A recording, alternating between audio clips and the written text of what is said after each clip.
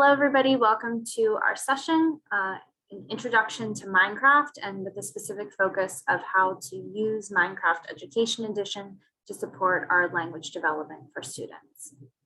My name is Elizabeth Pandya. I am a fourth grade ELA teacher in Prince George's County to a 100% ESL population. In addition to that, I am also the K-12 SIG representative for the WATESOL organization. And I also do training for Minecraft on the side to teachers and districts all across the country. And most importantly, I would like to say, I am not a gamer. I have never played video games in my life. I do not like video games, but I still love Minecraft Education Edition, and I love using it with students. And I say that because I think anything with video games and gaming can be kind of intimidating. And so I'd like to put that out there that you do not need to feel like you are a gamer or really into video gaming to be able to use this with your students. So our norms for today would be please participate. Most importantly, be patient with yourself. This has a very low floor to entry, but a very high ceiling. And so I'm going to show you some ways today that you can kind of dip your toe into this, but really the possibilities are endless. And that kind of leads us into our next norm, which is there's no right or wrong way to do this. You can implement this in your classroom in any way that you feel comfortable. Please engage through the chat box, and if possible, hold your questions till the end. So our agenda for today, we have a jam-packed session that we're going to try to get through in 50 minutes. The first thing is, what is Minecraft? A second is, how does it connect to the 4 language domains? What are some points of entry? What's the lingo? And what are the resources? So hopefully you will walk away today being able to answer all of these questions. So let's get started with, what is Minecraft?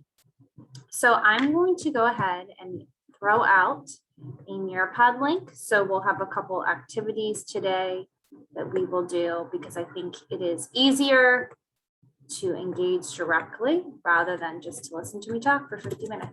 So please click the link in the chat.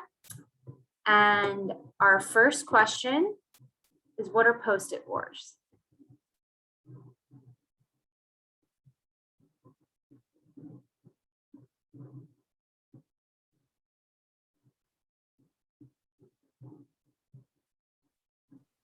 Sorry, my cat just ran across.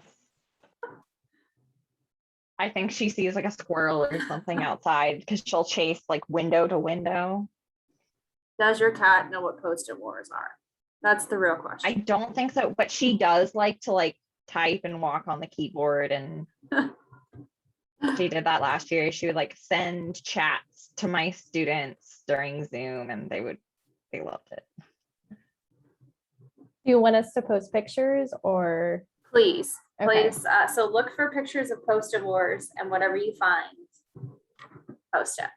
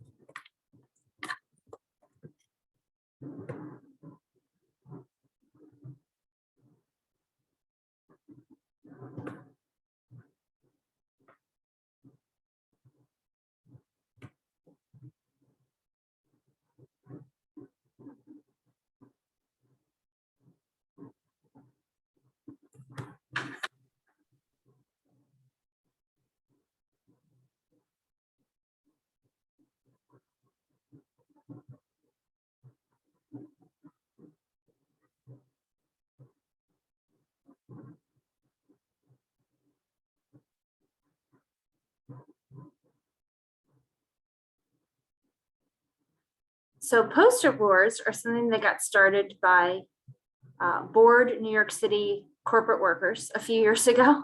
And they would take Post-its, post them in their windows, and then different offices would kind of compete back and forth to see who could create the more intricate design.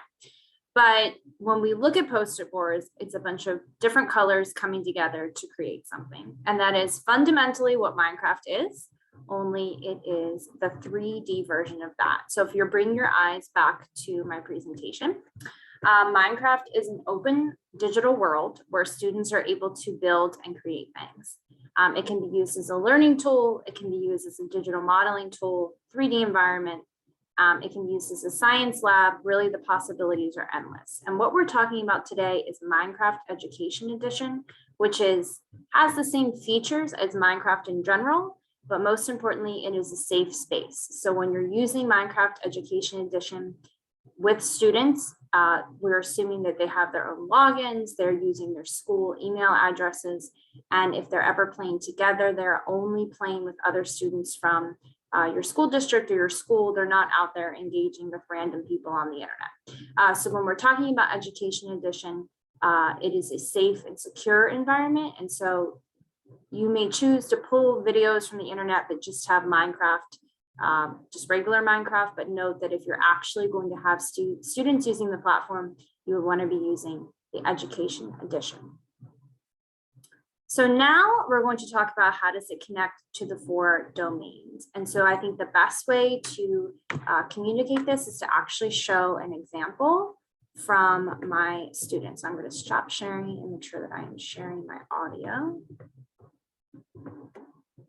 And so this, I started a Minecraft club last year with my students. It was after school because I wanted to really get comfortable with this in a low pressure environment. So that's how I got started. And this is a project that a 4th grade student decided to do. Their assignment was to show an example of a fast or slow change on Earth, which connected to what they were doing in science. And this is what a student built. So Waterfall Wonderland Hill, one of nature's fascinating beauty and national scenic area. Now, I'm sure many of you have seen waterfall like Niagara Falls, but you probably don't know how waterfalls can change the shape of Earth's land. I'll give a quick hint. It has to do something with weathering and erosion. But wait, there's a waterfall. I don't see any water falling. Well, I started at the very top of my waterfall, so I could show you the waterfall process step by step. Alright, follow the billboard poster in order from 1 through 8 to understand how waterfall can change the Earth's surface. Billboard 1 is the left near the agent. Let's go. Spin you there.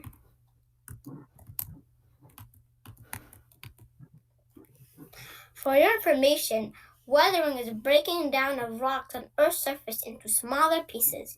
Erosion is a process of moving weathered rocks from one place to another, and the position occurs when water slows down and drops the rock and sediment it carries. So as you see here, the strong water can slowly cut through the dirt, sediments, and stone weathering part, creating a pathway for the water to flow down. Just cut, keep cutting, yeah.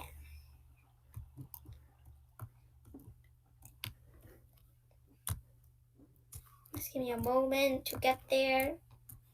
So here we are. And so that is just a snippet of the student's project where he was demonstrating the process of erosion So Waterfall using Wonderland Minecraft. Hill. So I'm going to go ahead, and if we go back to our Neuropod activity. So in what ways was the student applying language skills in the video?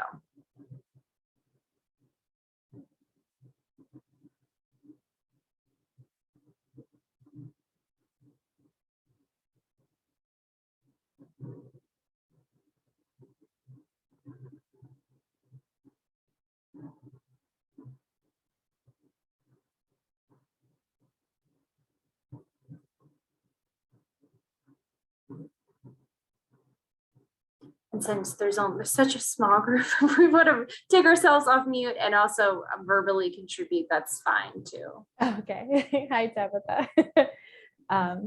We're recording this as a presentation because it's an excellent presentation. Yep. So the fourth grader used transitions between the billboards when they were talking about it, and they were using that content vocabulary to talk about what was going on with the water as well. And so I love using Minecraft because it is content agnostic and it allows students to practice all 4 of the language skill domains. So here's just a few kind of general ways that you could use Minecraft to practice all 4 skills. So for reading, the teacher could embed text on signs or links to external resources. So in the video, you saw that the student had taken the vocabulary, added a board to his project where the vocabulary was on that. If you, as the instructor, wanted to build a Minecraft world, you could embed vocabulary like that in the world or link to external resources that the students would be reading. You also could have your students make worlds, add signs or boards to the world, and then the students could read each other's work. So for writing, you could have your students write something, do a project, and then embed their writing into the board onto one of the signs. And so you could do this for a process writing, for example, what are the steps in erosion? You could have this for a summary activity. You could do this for students that were writing a sequel or something to a story. You could do this in a number of ways. And then you also can use Minecraft worlds for inspiration for writing, which is an example that we'll take a look at in a second. So for listening, you could have the teacher is recording content and the students are listening. The students are listening to embedded content because you can share links in your Minecraft worlds where the students could go to external content, or you could also have them listen to their recordings. So one another's recordings. So what I would do in my Minecraft club is the students would build a world or add to a world, do a project. They would record it in Flipgrid, and then they would listen to one another's worlds, listen to one another's recordings and provide feedback or commentary. And then for speaking, the students can narrate the worlds that they have created, or they can verbally respond to the worlds that they're viewing. So my Flipgrid grid last year was open. And so I had one second grade student that would just record and record and record videos. And I mean, he probably had 100 videos by the end of the year, but it was so much speaking practice for him where he would just go in and just talk, and he enjoyed talking. And it was really great informal speaking practice for him to engage with in a way that he really enjoyed. So what are the points of entry into Minecraft? So go ahead, Megan. No, go ahead. I was going to say, I wish my students were that excited about Flipgrid. I Really? love that because I love Flipgrid as a tool. But some of my students they're not very excited about it because they get really nervous about like the process of recording. Yeah. How old are your students? 6th and 7th grade. Yeah. So this might be, I would be interested to see how Minecraft works with middle school students. My elementary school kids from 2nd grade to 5th grade just absolutely love it. The high schoolers that I've worked with love it, but they're a little bit more shy to admit that they love it. So I would be interested to see how socially students would take it in the middle school levels.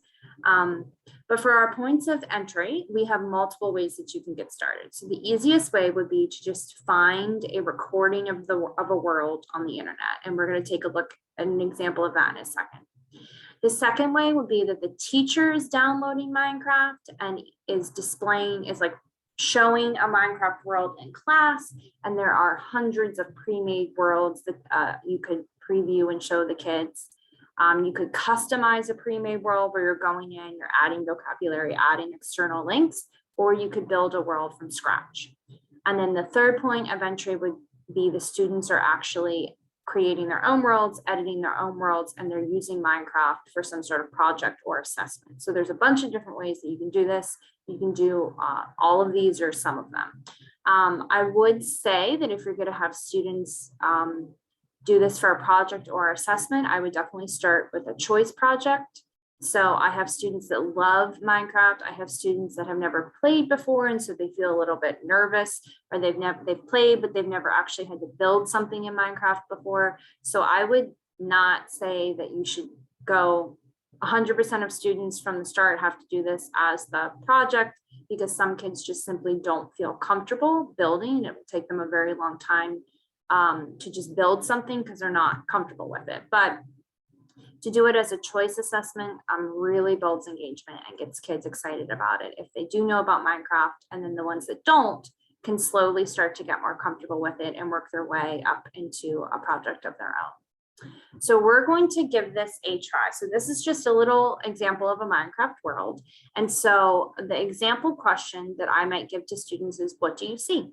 And then based on their language level, I might give them a sentence stem of I see. We might give them a word bank ahead of time, depending on what their language level is.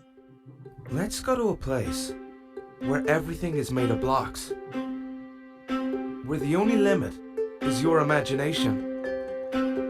Let's go wherever you want to go. Climb the tallest mountains. Venture down to the darkest caves. Build anything you want. Day or night, rain or shine. Because this is the most significant sandbox you'll ever set foot in. Build a majestic castle. Invent a new machine, or take a ride on a roller coaster. Play with friends. Build your own little community. Protect yourself with the strongest armor that you can craft, and fight off the dangers of the night. No one can tell you what you can or cannot do. With no rules to follow, this adventure, it's up to you. So then with my question of what do you see, I would kick it out to my students of what do you see? So what did you guys see?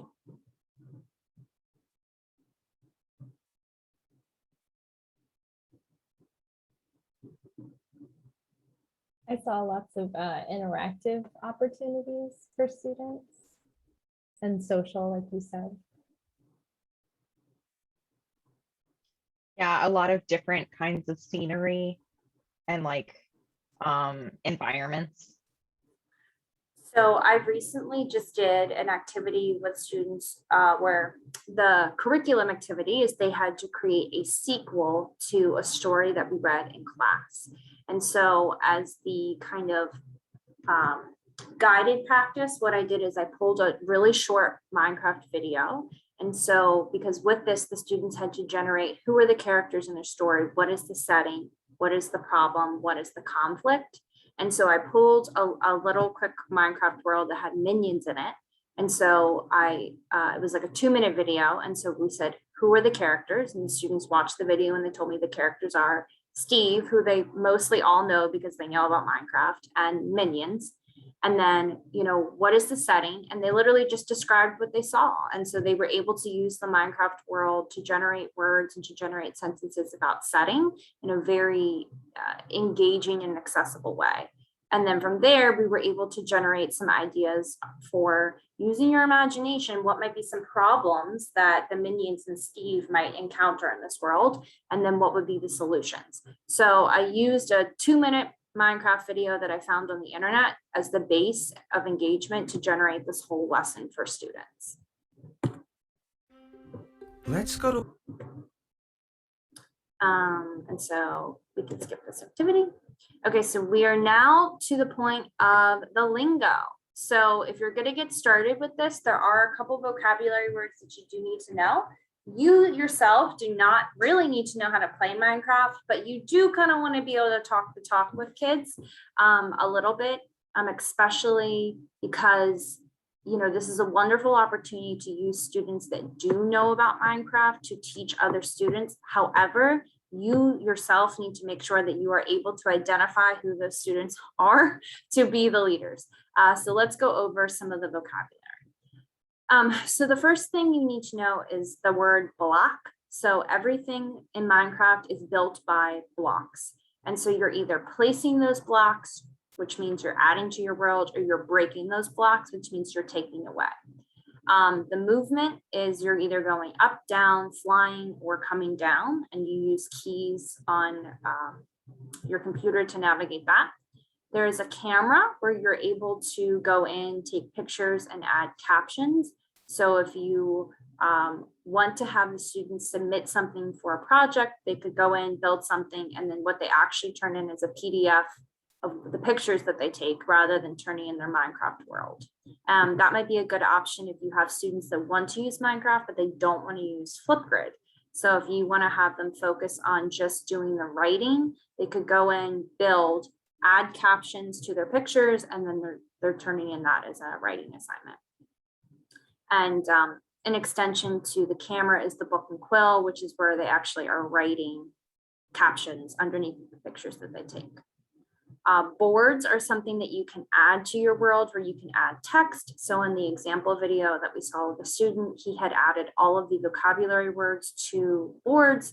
So for my students that for the kind of culminating activity for their sequel activity that they just did, some of the students chose to put it all together in Minecraft. So the students had to write a sequel to the story Flora and Ulysses, which is just takes place in the neighborhood in a backyard. So they went in, they built the backyard, they added boards to their world, and they input their sequel with their beginning, middle, and end of their sequel on the boards. And so with their Flipgrid videos, they went in and they recorded their story and they narrated their story and took me around their world.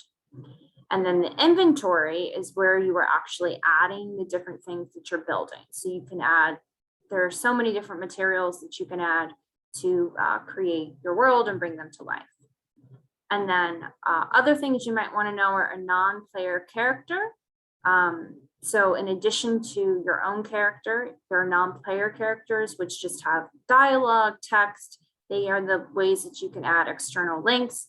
So they may just be, they're essentially interactive things that the students would interact with in the world, and that might provide them with information or take them to external links.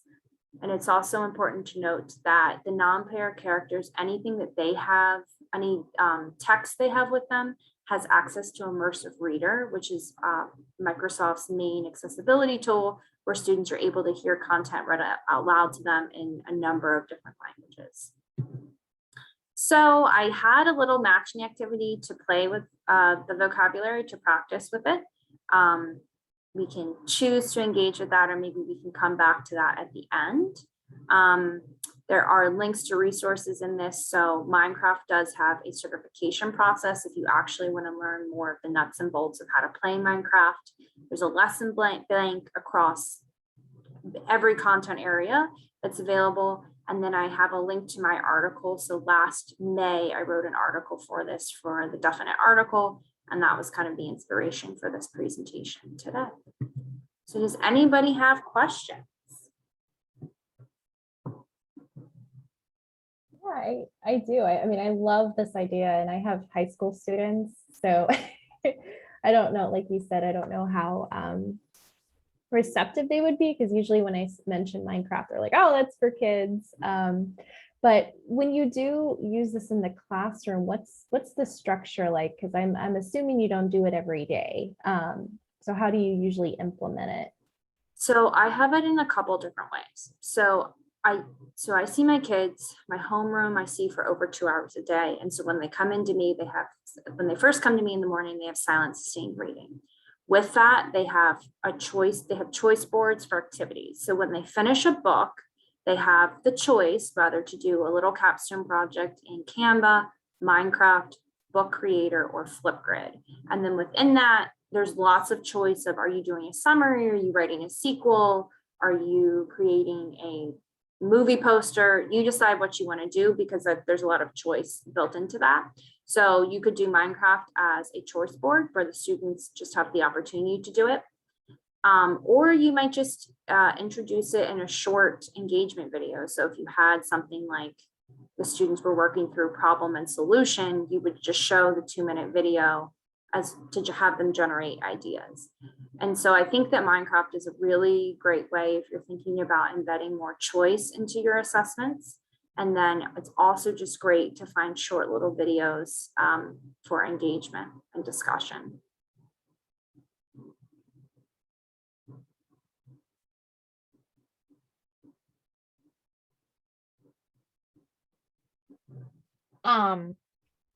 So I'm also really excited about this because I knew that the education edition of Minecraft existed, but I didn't know how to use it, or like, because I think it kind of promoted as like using it for science or social studies or like coding, but I Yeah. hadn't really seen much about how to make it work in an ESOL context.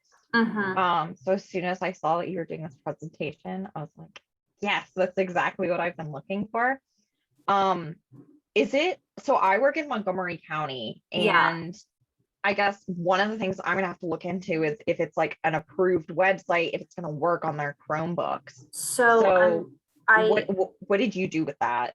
yeah, so I am fair. So when I had started writing the article last year, what I had ideally wanted to do, because so I'm on the WATESOL board, but I also used to be on the MDTSOL board. So I had wanted to reach out to every county in Maryland to see if every district actually had purchased this for all of their students. So in PG County, every student has access to it. In District of Columbia Public Schools, every student has access to it. In Montgomery County, I believe most students do have access to that, but don't hold me to it. And if they do have accounts, because is Montgomery County a Microsoft district or a Google district, or a little bit of both? So sometimes, even though districts use primarily Google products, they still actually do have Microsoft accounts for their students, even though they're not actively promoting that. So you would have to ask if your students do have Microsoft accounts that you could access. And then if they did have access, with Google Chromebooks, it's just an app that they download from the Google Play Store. So I didn't have to get this because my students already had accounts. It was super easy to get it downloaded onto their computers and for us to get going. But your district does have to purchase you accounts, or you do have to figure out some way that you're going to purchase your students accounts if you want everybody to play. Okay.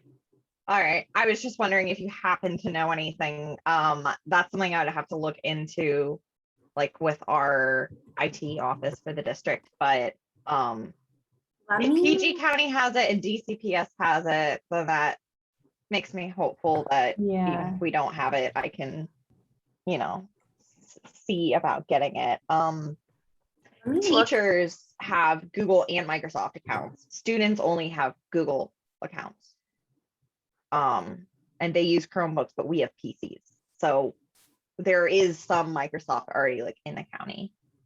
I'm looking through my emails right now to see because I had been talking about this with somebody, because if I did the article, I knew that the question. Okay, so in my response from that when I'm looking at my correspondence when I was talking about this before is I know for sure these counties have it, and Montgomery is at the top of the list. Cool. Awesome. So you should have it. Yeah. All right. Yay. That's good news.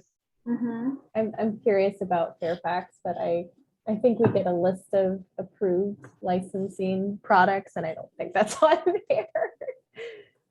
I would ask. I would ask, because a lot of times they don't promote it because they do want people to go through like more specific training to use this. There are a lot of different things. So once students do have Minecraft on their computer, there's a lot of things they can do. Something they can do is called hosting, where they open up a world and other students can join the world. Now, if they're using their school accounts, only other people that have Fairfax accounts or Montgomery accounts would be able to join the world. But as a teacher, you need to know that the students have that ability because they could be playing together. And so again, not a bad thing. You do just want to know what exactly your students are doing and kind of be able to get involved if you need to get involved. Okay. I just wanted to point out, even our other person who joined had a question in the chat for you. Oh, there you go.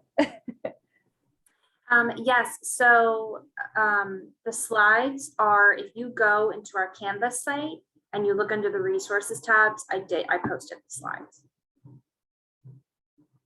Cool beans. I added the digital resource link. I didn't see Minecraft on it, but I'm sure you could ask the district. I work for FCPS as well, so it has a list Oh, of resources. thank you.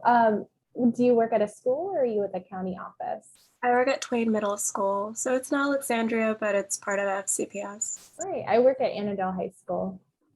Oh, you're close to me. Yeah. I actually recently saw that a teacher was on some YouTube thing and was being interviewed for being like the best Monopoly player from Annandale High School, which I thought was really random. What? I haven't seen this. I need to check that out.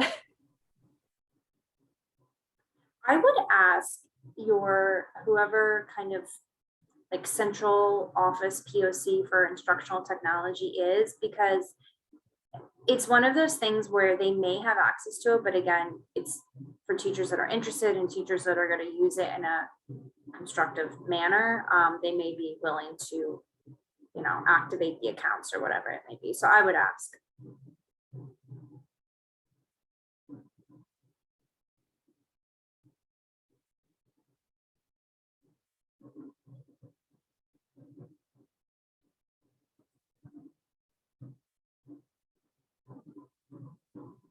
I can see maybe as an alternative, I don't know much about Legos, but it has Lego Mindstorms, which might have the same, at least purpose, maybe, but I don't know much about it. But yeah, I will definitely ask because I'd like to implement it a little bit.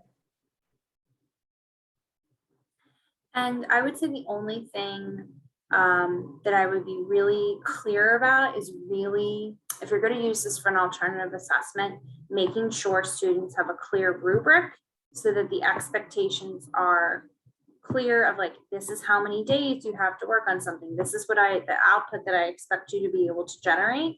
And that is something that I'm currently working on with my set of students that I've had, you know, since the beginning of the school year, is that they take a lot of time. And so I'm monitoring them to make sure that they really are using their time in an effective way and not just playing Minecraft because they enjoy playing Minecraft.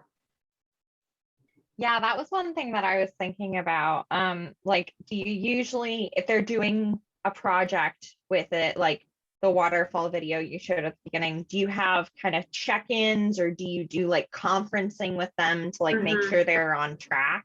Yeah. So the way that I do it is if the students are actually using Minecraft to generate something, it's only for their sustained reading books, or if they have finished their writing assignment already and we have a little bit of extra time, they can put it into a Minecraft world or put it into Canva to do this project, you know, for me.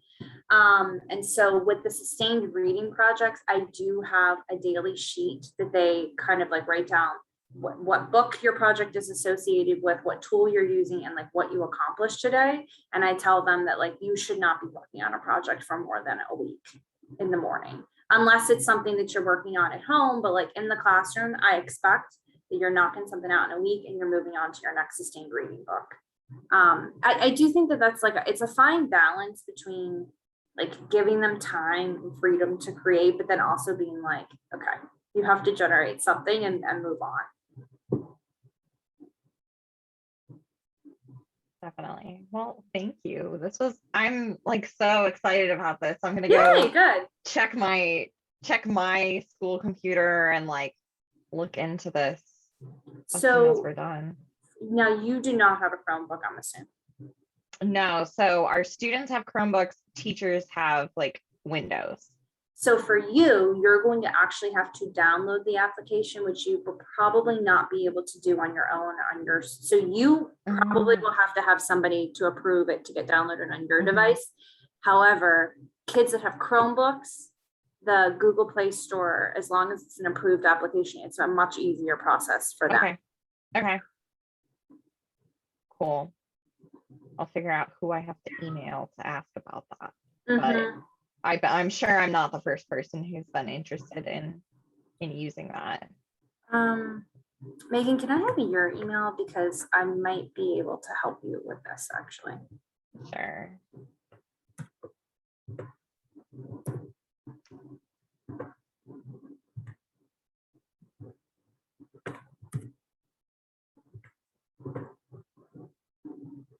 Alrighty, well, if we wanna, I guess, pause the recording at this point. Yep, I can definitely do that. Pause or stop. I unless think you wanna- stop, yeah. What was the other resources? You said book creator, and what was the other things that you were talking about? Canva is another tool that I absolutely love, and I can pull up, actually, let me show you. So let's definitely end the recording here, and I'll show you what some of my students have been doing in Canva.